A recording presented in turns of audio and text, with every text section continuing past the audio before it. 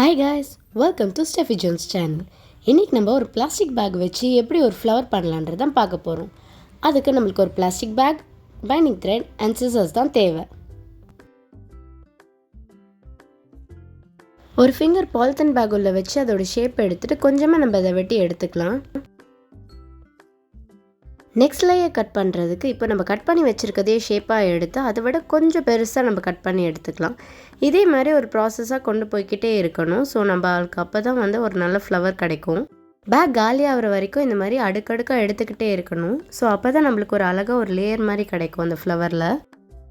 And இந்த வீடியோவை 10 years கீழே இருக்க குட்டீஸ் யாராக பார்த்துட்டு இருந்தீங்கன்னா மறக்காமல் அவங்க கூட இருக்க பெரியவங்களோட ஹெல்ப்பை கேட்டுக்கோங்க.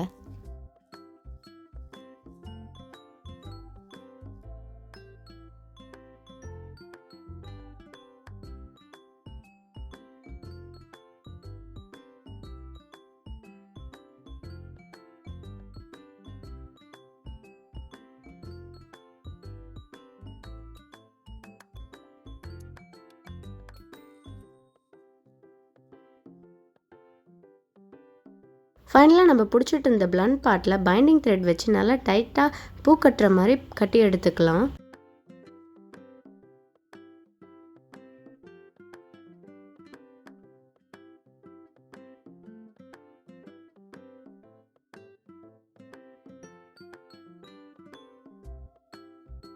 இப்போ நம்ம அந்த எக்ஸஸ் த்ரெட்டையும் கட் பண்ணி எடுத்துடலாம்.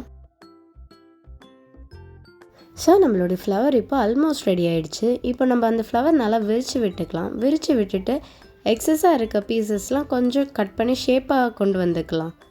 நம்மளுக்கு இந்த வெளி அவுட்டரில் கொஞ்சம் ஏசகோசலாக இருக்கிறதெல்லாம் கொஞ்சம் ஷேப்பாக கர்வ்டாக கொண்டு வந்துக்கலாம்.